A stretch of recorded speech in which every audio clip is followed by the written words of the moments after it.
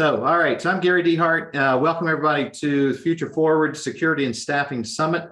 This session here is Xero Security for 2023 and beyond, and Xero, the Xero, not Zero. So Xero, the accounting platform. Yesterday we talked about QBO. Today we're talking about Xero. So we're looking at data security and best practices. So I do want to say thank you to our sponsors, which are Tech Guru, Devo by Avalara, and Swissnet. And then also, obviously, want to say thank you to Baravi Parikh for sharing her information with us today. Before I turn it over to her and let her give her own bio and jump us into the session here, I do have some housekeeping that we want to cover. I don't think I have a housekeeping slide, so there we go. I'll just put it on to you. So housekeeping, this is CPE eligible, just like all the other sessions. You have to be in session for 50 minutes, 50 minutes, and you have to answer at least 3 of the 4 polling questions. If you do that, we will send you an email, likely tonight, if not tonight, tomorrow, with a link to a survey. Complete that survey, and it's just about the session. That's not like, do you want to buy something? It's just, what do you think about the session?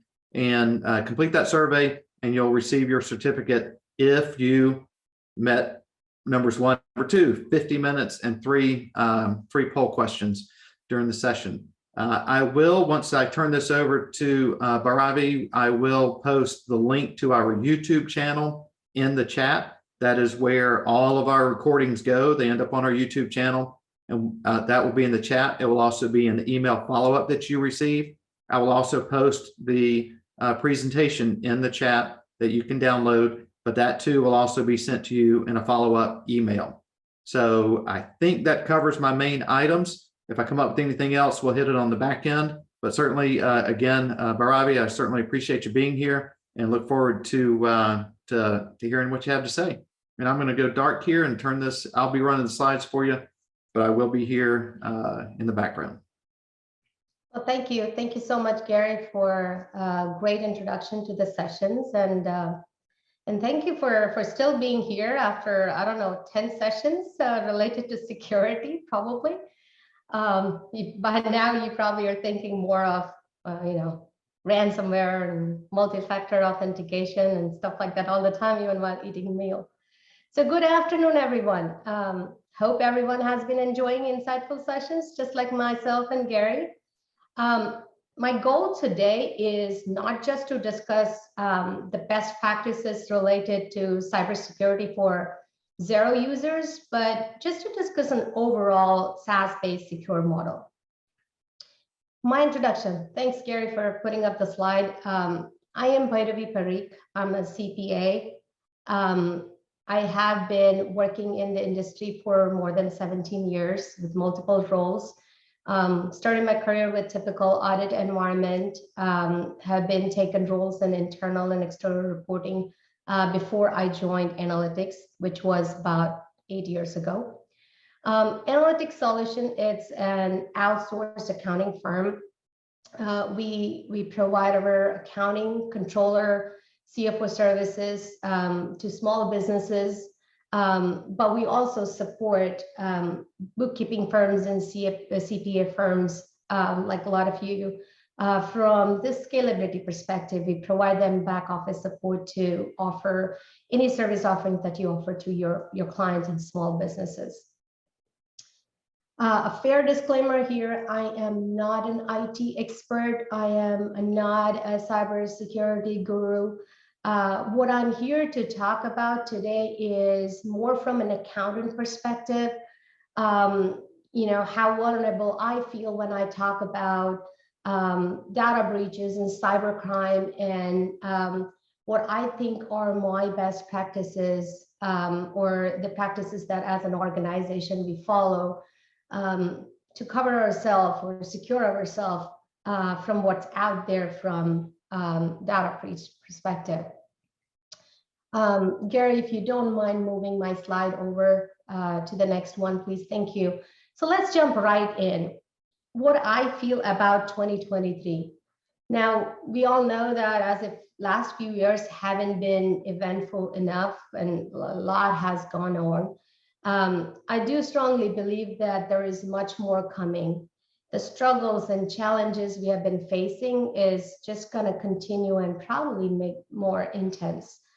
Our industry in specific has already been evolving at a faster pace with everything that's been thrown out there for us, either intentionally or by compulsion, that's driven by our client and customer. I think our challenges are going to continue to increase and multifolded. So what are our strong concerns that are either we're already experienced or we're going to continue to experience? The first one is spending crisis for sure. Pandemic-induced economic crisis is staying. It's not going away. And what does that mean is it's going to force us to make very, very difficult decisions, and most likely cost-effective ones. Let me ask you, how many times in the last few months have you reviewed your receipts right after that grocery run or supply run? Shocking, isn't it? It's time 2, time 3 versus what we used to, come across. How many times have you received notices of subscription increases? Right, what does that mean? That is definitely forcing us to, decide whether, what to choose, whether to choose between cost effective or a quality product. And an added struggle we all know is, we've been hearing about all this throughout these sessions, is hiring and retaining talent. Unfortunately, we'll have to continue to give in higher salary demands, flexible work environment in exchange to the desired skill set that we're looking for. But in some ways, this great resignation is also contributing to automation, the world that we are already exposed to and the world where we're going to go through in a very scalable way. The good thing is, just like any other industry, I think we also have been exposed to a lot of options to enhance the working environment, to attract these talents who are just ready to quit on us just because they don't want to do a repetitive job. They don't want to work 24/7. They're looking for an ideal work environment. They're looking for an attractive environment where there are, there is an upgrade in their job description. And things like AI adoptions and technology and automation adoption, I think we can fast forward ourselves to the world which is more attractive to these candidates.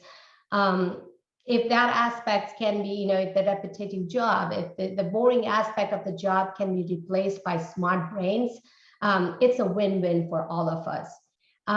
So, use of technology and automation is just not, it's not an optional. It just has to be undertaken by every industry. And this, in a way, is going to put us from a traditional accountant role to more of an advisory role. Because guess what? The small businesses and the clients that we work with, they're adopting this technology at much more faster pace than we are, which means their expectation from us are also increasing. They know that, transactional recording type of work is already taken over by machines. They want more insights of their, of their books. They need more advisory from us as an accountant. They, in some way, including everyone in the supply chain demand cycle, kind of contributing to the technology, and in exchange of that, just keep adding data in the cyber world. They're always on run. They always are looking to access their information from wherever they are. Everyone is more international now. They like to travel. They like to still go in operations and like to access data from multiple places. The exchange of information through, probably using a lot of application, and again, in return, contributing to this big data. What does this mean? the data, the amount of information that going on the cloud, just because of the easy access perspective, it is bringing in some serious concerns related to privacy and security. In our world, especially in accounting world, data breaches are going to be very serious repercussion, but there is just no way without accessing this data and making us more vulnerable to data breaches. The amount of data information that's gathered and copied and consumed has reached 180 zettabytes. Please don't put a question for me. What does that zettabytes mean? I have no idea. All I know is it's huge. There is just a lot of information out there. Now, a lot of this information is repetitive, though. I would say at least 80–90% of this information is repetitive, because it's entering into this database from multiple accesses. We as an accountant sometimes are accessing this information, but we are also creating and adding to this data by computation, various analysis. And it's just making us responsible for either contributing or just exposing it to the security or debts that's out there. Let's see what your fears are. I did discuss in detail what my fears are, what we're going to find out in 2023. Gary, can we take a poll question? I would like to know. Awesome. So what is your concern? I think I would like to know, out of the top, for me, definitely data security and cyber threat.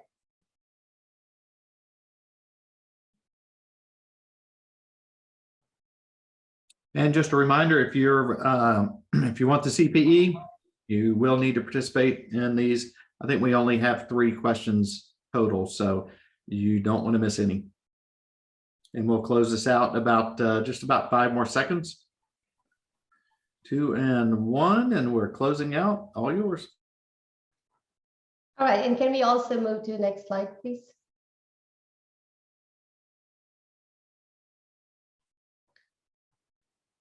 Awesome, Mike. Oh, 75% talent acquisition and retention. How appropriate. That is true.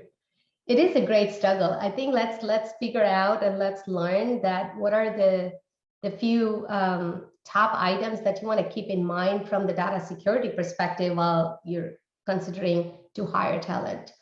So, is this the second slide? Awesome. So what does this mean for us? Contributing to the data on the cyber world. What does this mean on the cloud version? How much time we're spending on it, doing our business, our operations, kind of tells us that every time we are processing a bill or accessing a bank, processing payroll, accessing or adding data, at the same time exposing to unintended and unauthorized audience. Data breach can be intentional or even accidental, but it has no mercy whatsoever. It leaves scars that are so deep, it's too hard to come out from them. In some cases, it also results into operational and functional loss. Another statistic, since January 2018, financial companies have suffered nearly 1,000 breaches, affecting over 153 million records. And guess what? 24 million just in 2022. That is huge. That is a lot of data breaches. And accounting firms have seen severe increase in cyber attacks, 300% is some statistics telling us. And guess what the credit goes to? The credit goes to use of cheaper but unsecured technology, remote work environment, and sometimes even insufficient knowledge of threats that we are exposed to. We just don't know what's out there. We just don't know if it's really important for us, or can we afford to have these security measures or policies, that can save us from this type of threats. Being processor and user of big data as an accountant, we are responsible to safeguard this data. We are bound by our code of professional conduct. We are obligated to client information. Imagine the smallest data breach and their consequences. The top one is loss of revenue. At the end of the day, this means you have a very, very unhappy owner of information. Let's start off thinking about our competitors. Let's say our competitors have access to our leads, access to our pricing policy, or access to, I don't know, our employees having access to each other's comp plan, personal information. And that's just internal. Don't forget about the data that we're exposing for our customers. What does it mean? It means that it's a breach of our customers' trust and our contract that eventually results into huge lawsuits, claims, and heavy compensation negotiations. There are various laws like GDPR, CCPA, where they're protecting these type of cases, and infringement from those can reflect millions of dollars of fines. 2005 was the first time that we were exposed to a data breach, and it compromised 1 million records. DSW warehouse, shoe warehouse, 1.4 million credit cards and account information, personal information were lost. It was just stolen. Imagine the havoc it must have been caused. The amount of time and money that must have been invested behind the damage control.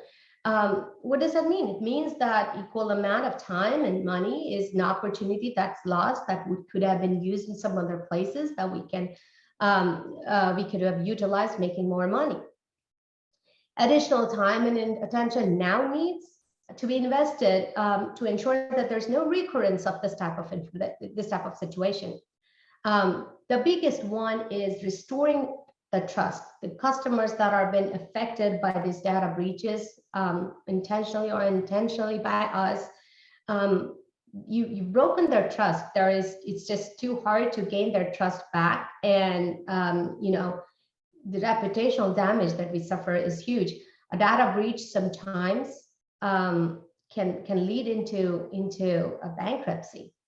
If I haven't scared you enough, Gary, let's go into the second poll question. I would like to know if our audience has gone through or faced any cybercrime.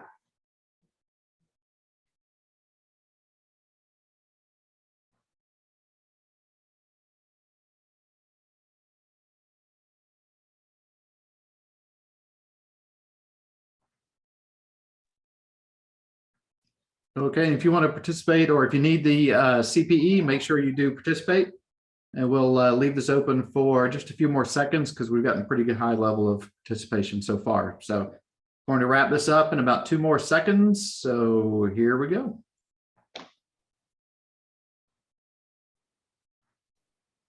Oh, wow. 60% says yes. All right, I was gonna say 40%, be ready. It's not like never gonna happen. And we're gonna talk a little bit about it in next slide. Gary, if you wanna move a little bit. If you haven't been exposed to cybercrime, that's great. That does not mean anything. I'm sure you have good security protocols in place. Glad you haven't been exposed to a cyber threat. But please make sure that you're taking it seriously. It can happen anytime.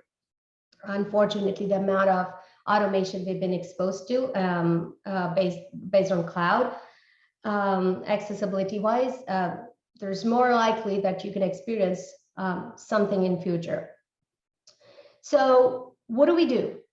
How do we protect ourselves from this type of cyber crimes and data breaches? I would like to, divide this into broad categories, and then the top one is workflow. Focuses on the workflow that's more under our control, and the second piece is rely on the technology that they have done their due diligence. So let's talk about our internal controls, and let's talk about what's under our control. 60% of data breaches are caused by insider threats. Yes, it's internal. Statistics, it's just out there that 60% is caused by someone like us, or our employees, or our, extended, someone that has access to our personal information, like our family, and that could be accidentally. And out of that 60%, 80% are caused by human errors. They're just mistakes. An employee who didn't shut off their computer one night, left a sticky note with their password on, was partying somewhere where a kid got access to the phone. There's biometrics on the phone where your fingerprints can open a phone. There's not enough protocol on your devices. You don't have a work profile and a personal profile separate. Anything, as slight as one mistake can expose you, make you vulnerable to all the threats that's out there. What does this imply? This implies that more than ever, there is a huge need to enforce a workflow that are designed to keep this environment safe. They are designed to make sure that we don't have any hindrance in our operations. They're still smooth. At the same time, they're following the procedures and security measures that are necessary to keep our environment safe. Now, an ideal work environment, key duties of authorization, custody, record keeping, and reconciliations are always separated. Yes, I'm talking a CPA language. I come from that background. So segregation of duties is a key internal control. Now, I know most of you are talking about, okay, well, is it practical in the resource scarce world? I agree. We may not have 4 people handling the same function. We may not have enough bandwidth to make sure that every activity, every process is kind of separated in a way it ensures segregation of duty. Well, we still have to make sure, this is the reason why we have to make sure that there are enough policies and procedures in place. For example, split it in 4, at least automate some of the functions that, that can be automated. Outsource others. There are a lot of outsourcing options where there are pieces that is not required. It doesn't have an operational piece, can be easily outsourced. And in that way, it's a win. You still get a segregation of duty. But what if you absolutely cannot afford it? You're a growing firm. You are a startup. The next important one is documentation and enforcing policies. How many of you, and I'm going to go into probably my next poll question is supposed to be about policies, but what is the importance of policy? As an accountant, as an accounting organization, we all know that there's a need of drafting SOPs, standard operating procedures, documenting policies and process to ensure that the service delivery happens on time. There is always an AP process. There is an AR process. There is a payroll process. What I don't want you to forget is there is an equal need of security related policies. And I know we've been talking about that for last 2 years, last 2 days, gosh, years. But I cannot insist enough on how important that is. What the effect of policies are also more psychological. What it does is it keeps stakeholders and process owners in check. Now, we may have password policies. We may have other policies related to, security standards. How often do we make sure that they're enforced and everyone is following that policy? Forget about that. How often do we update those policies? I think it's equally important to draft a policy, and it's equally important to make sure that we're updating at the right time with every different offering that we may have, with the operations change, with the business plan change. We are going to have new strategies that are going to require new enforced policies. Another important checkpoint is access.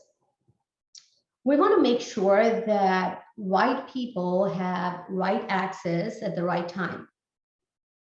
It is very important that, what parties are exposed to this information, and are they even responsible enough to have access to this data? A lot of times, most of my clients don't even log into their accounting software because their owners, their requirement is more analytical. Their requirement is more management reports, which can be provided them. I don't like to just send management reports and mostly, get them on a call to discuss those reports and then make them available. In those cases, if the process is not done, the process owners should only have access to the necessary applications, and owners probably are not even, required to. Let's talk more about internal. Let's say you have a large group of environment where your functional activities are more functional than more horizontal, which means that there is a team who's taking care of AP process. There is a team that's taking care of AR process. It's very intuitional not to give access to the parties that are not needing access to those modules. All the application doesn't have that type of security requirement that you can restrict those accesses. Again, in that cases, you definitely need to make sure that there are written policies that you're enforcing to make sure the employee that left your company 5 months ago doesn't have access to your application, doesn't have access to supporting application where, whether you were using Dropbox, Google Sheet, or Google File folders. Make sure that you have tight onboarding and offboarding policies. Look at your exit strategy, making sure that, this type of information doesn't happen. For example, limit exposure to those information. Every time an employee is transitioned to a different role, every time an employee is promoted or demoted or just put on a different project, ensure that there is evaluation of access requirement and just discontinue the unnecessary ones. Now, coming to the next most important one is while working from a remote environment, which is unavoidable. We all know that, it's just the most acceptable in last few years. It just has been a necessity to allow our employees to probably work from anywhere in the world. I know that working in PJs is just as acceptable as anything else. And you are also very open to an idea where there's always going to be disturbance when we are, attending meetings or, some type of group environment. What is most important in those cases is when you are allowing these employees to work remotely, infrastructure. Are you providing them an infrastructure that is secured enough? Are you providing them applications and support system that is ensuring the data security? Allowing your employees to use personal computers, cell phones, and other personal devices can be very risky. What if they didn't have enough virus protection on their devices? What if their devices are not physically protected? What if they don't have proper password protection? They may be accessing a website and then this unsecured and making our data more vulnerable to data breaches. This ensures the need of special policy that is more related to remote work environment. Now, I know, and that tells us that the risk is ever evolving. It's changing in the way that we do business. If you're doing a different, if you're changing our business model, if you're exposing ourselves to offering a new service, if you're hiring a new employee, if you're working with a new customer, if you are working with a client that is going to be now more diverse, Based on industry, I think it's very important to evaluate our risk and redesign these policies that ensuring that those type of risk is covered based on our exposure. So evaluation of our current policies and procedures, not just from the risk basis, but also from the compliance basis, is very important. Every industry, depending on their, let's say if it's a medical industry or it's a restaurant industry, cyber, crypto, all of these industries has special requirements. So make sure you're evaluating your policies and procedures based on compliance and the risk, depending on the client and customers and employees that you hire. Your employees could be working from different states. There could be state regulations and things like that. Now, what if we did all of this? We had all the checks and balances and all the security measures in place. Can we guarantee that there's never going to be a security breach? Probably not. You are in some way going to be exposed. Now, I do know that we are at least making ourselves, very secure in a way that, even though we can't guarantee, we are preparing ourselves. We have that knowledge of, okay, what are we going to be exposed to if things happen? And the top one that comes into mind is the business continuity plan that everyone should be having, along with a security policy. Business continuity plan goes hand in hand in case of data breach that happens. You must have to have a backup plan that helps you cope up with the consequences of a security breach. How do we do that? Simple things like, write tighter contracts, great agreement between, employees or your customers, protecting yourself in case of, these unfortunate circumstances. You can also protect your company from taking insurance policies that covers your financial losses. I remember the opening session Andrew Wall had, he mentioned that liability insurance is just not enough. It's true. Read the fine lines when you're getting yourself insured. Make sure that you are getting an insurance, you are getting a coverage on the things that you're intending to be covered under. There are cyber liability insurance. Again, every country, every state has different regulations toward it. So, even if it's not mandatory, make sure that you are having those backup plans in places to ensure that, you are covering yourself, or, are you covering yourself from any financial losses?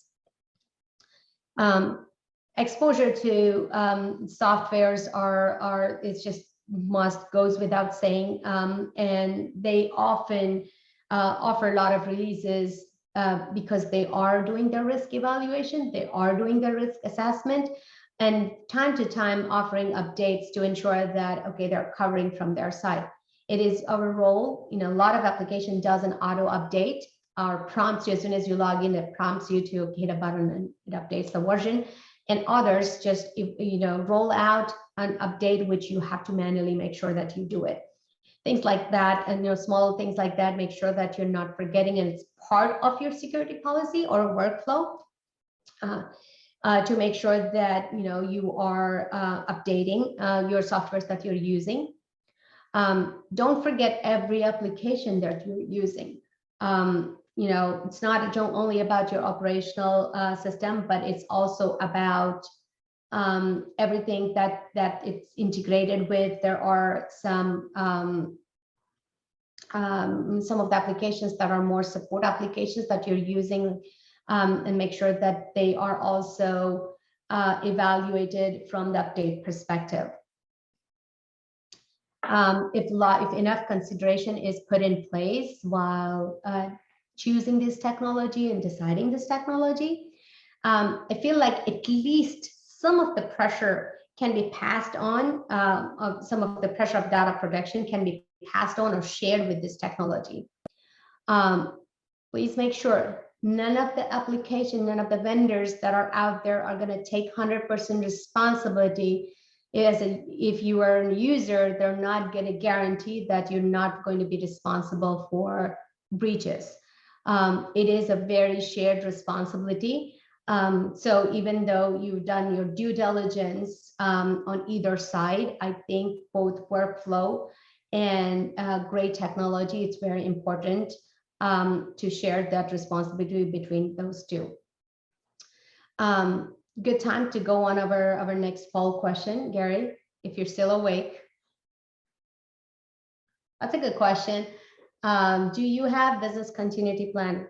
I already discussed, a requirement of business continuity plan to cover ourselves from losses, and I do believe most of us would have one.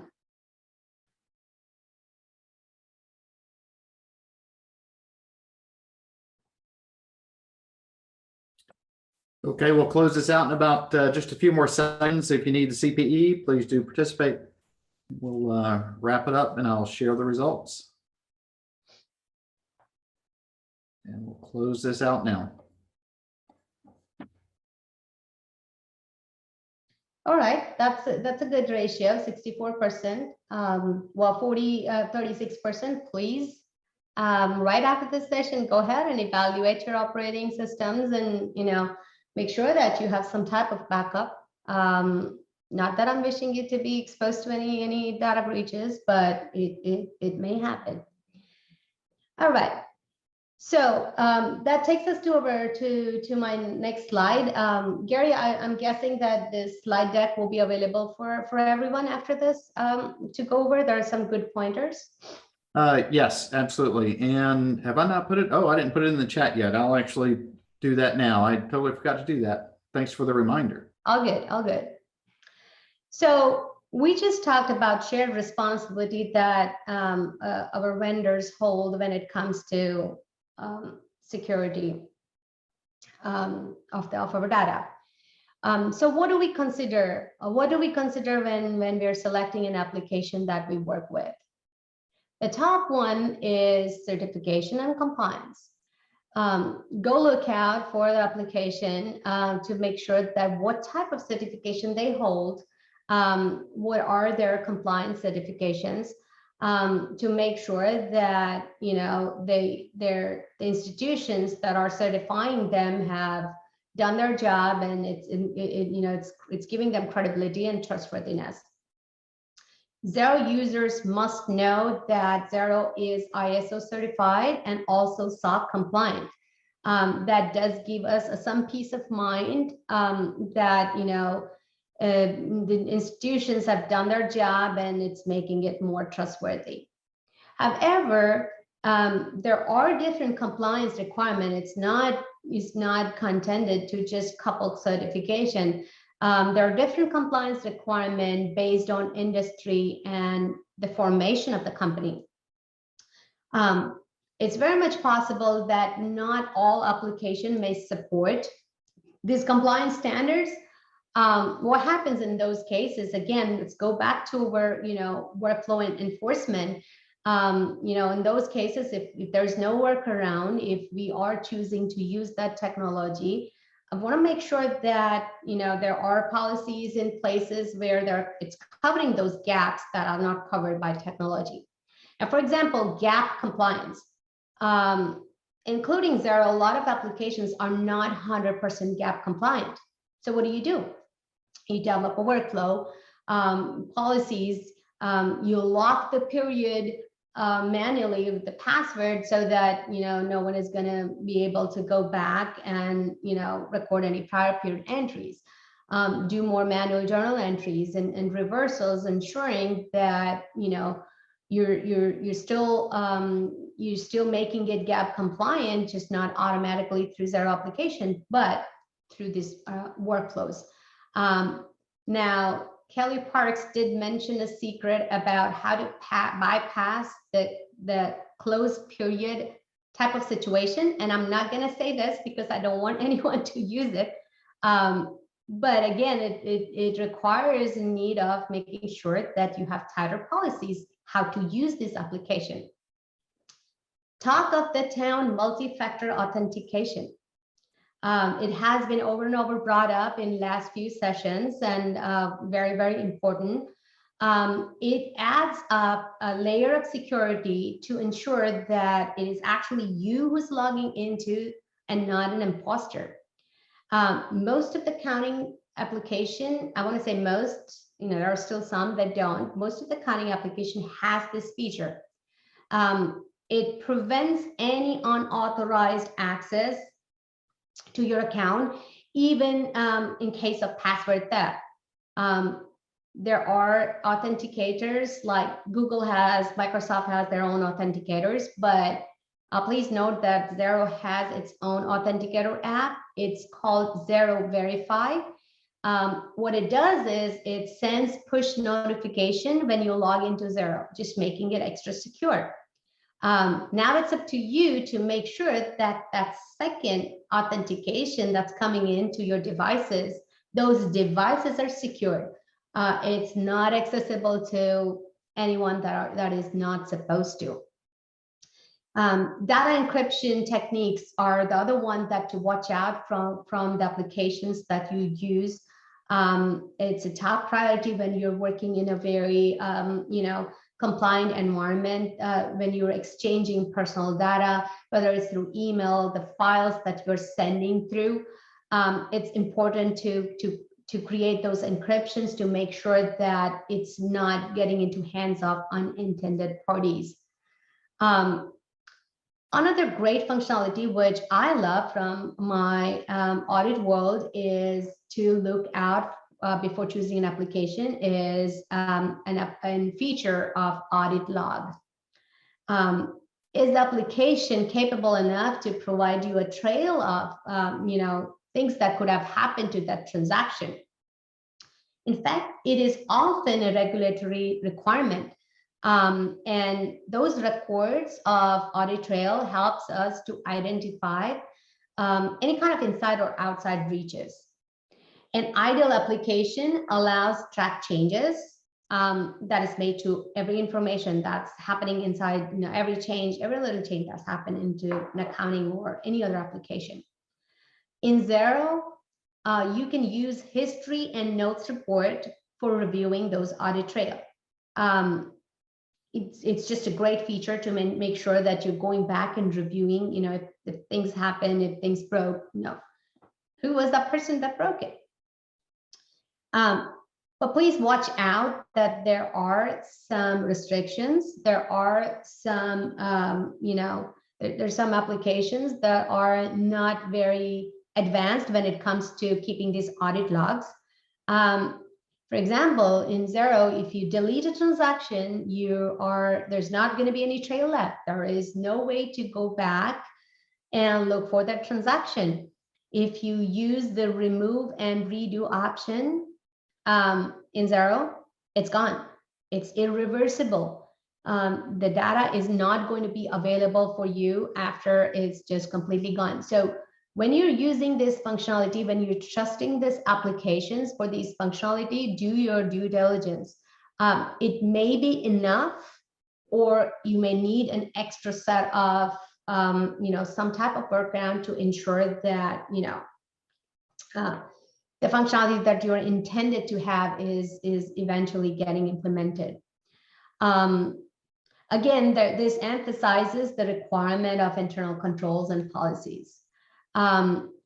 Applications should allow permission management, access restrictions. The access restriction requirement can be controlled through user roles and permissions, and most of the applications nowadays has those type of restrictions. However, like I said, there's always a limitation where some application may not allow advanced features of restricting it from the multidimensional perspective, just because it's not intended for the use of those type of clients. This means manually enforce those restrictions. Backup policies and the need of backup policies. Bad news, there is no inbuilt backup feature in Xero. Yes, there is no inbuilt feature for Xero. It doesn't give you an auto backups. It doesn't take backup of the files. And that data backups, however, is a very critical aspect of business continuity plan in case of data breach or total data loss. Other secured application often takes data backups and provides you backup files. In case of applications that are using like Xero, if there is no way that it's automated through the application, it just means that you want to make sure that you have a backup policy of taking backups, downloading the data, and saving those files at very secured place. Again, it's important where you're saving those files. And also at regular intervals. What frequency you want to ensure those backups are taken is also important. It must be customized based on your operations, based on your service offerings. It must be customized based on the industry. And at the same time, how long you keep those backup files available is also important. There's always a compliance restriction on it. Another important one is make sure you read fine lines of liability these applications take in case of any bad situation.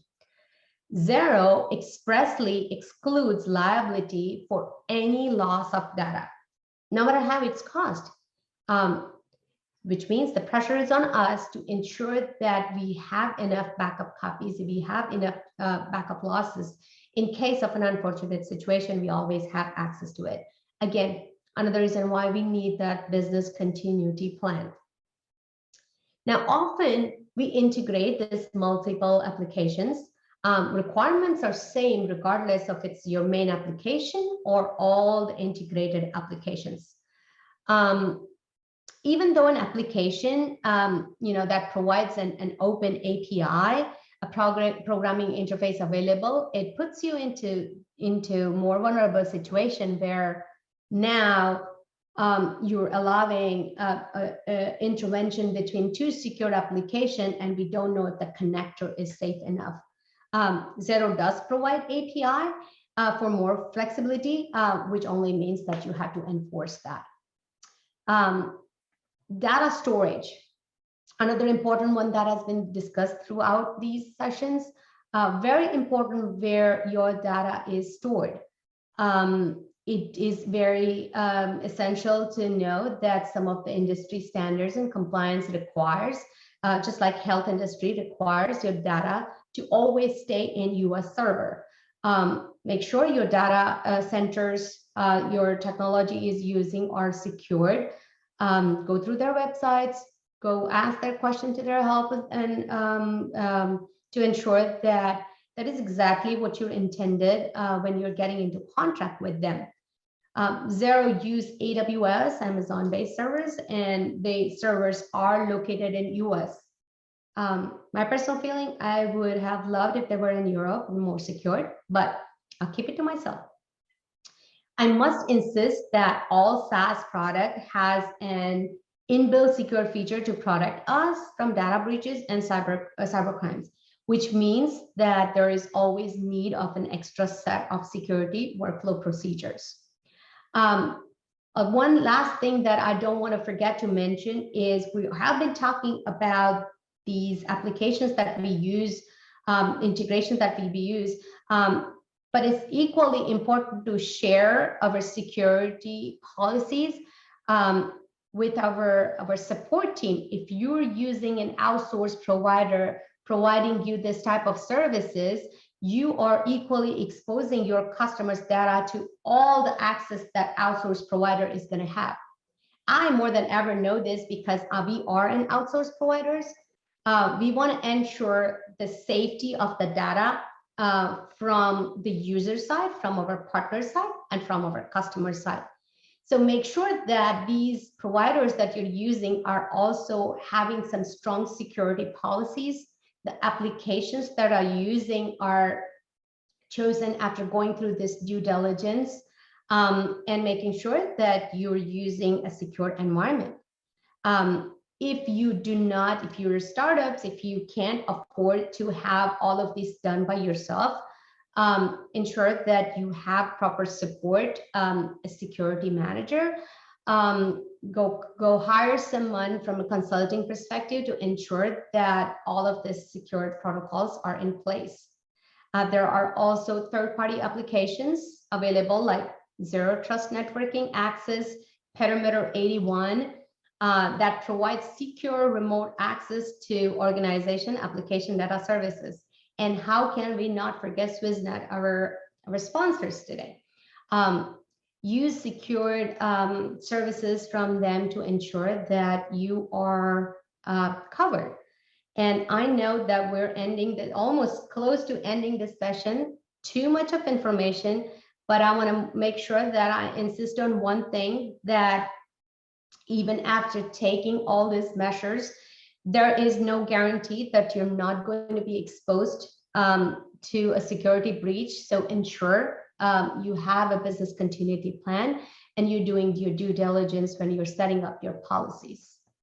All right, back to you, Gary. I want to see if in the last few minutes, if we have to take any questions, I'll be happy to answer.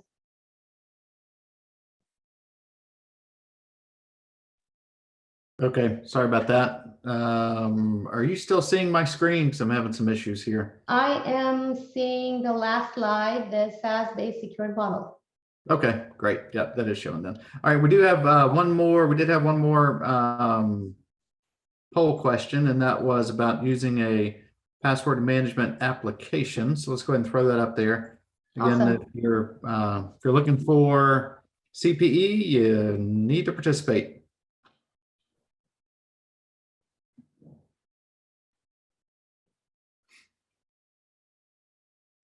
Very important one, password management application. Yep. We'll leave it open for just a couple more seconds, and then we will share the results and then just see if there's any questions, and then we'll wrap it up. Here we go, closing it up now. So good 60. Oh, that's funny. The math doesn't add up. How about that? 63 and 38. I'm sure a lot of accountants are going to have a problem with that, right? People on this call. Probably rounding issues, I guess. But all that's right. not possible. That doesn't add up. That's not right. So you don't need to send us any emails about it. We recognize that Zoom is incorrect here. So, all right. Well, thank you. There we go. Let me ask you this. Maybe you touched on it. I don't remember this, but if you had a kind of a 1, 2, and 3 checklist, like do this first, do this second, do this third, what would those be? And I'm kind of putting you on the spot because we did not talk about this before. But.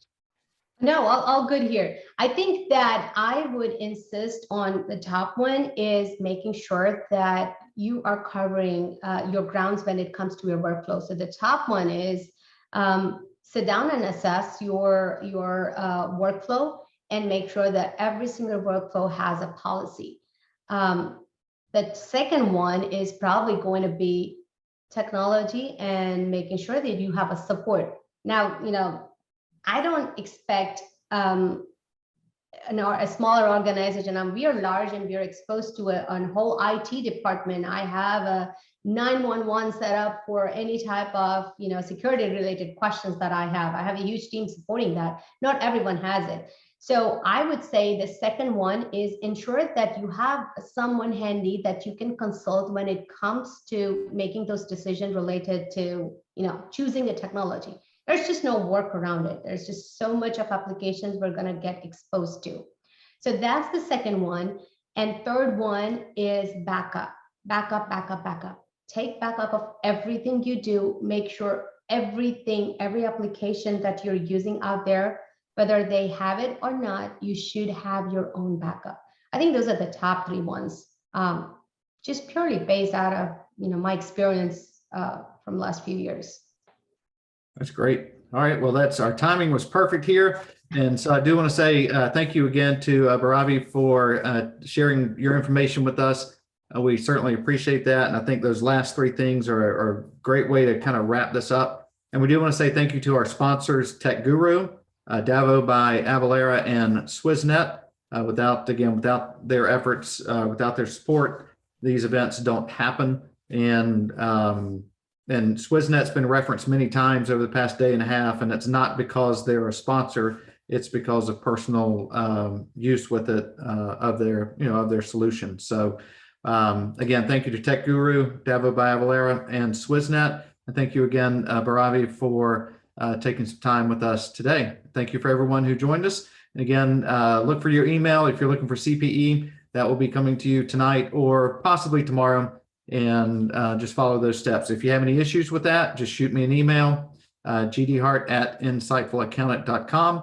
And if we can help you with it, we will. But if we can't, we won't. Sorry about that. But we certainly appreciate your time and look forward to Future Forward again. Go ahead and put this on your calendars. We're doing this again, a different topic set, but November 30th and December the 1st. So you can see what we're going to be doing there on Insightful Accountant. Probably be announcing that in the next for the next couple of weeks. So thanks a lot. Y'all have a great week. Thank you, everyone.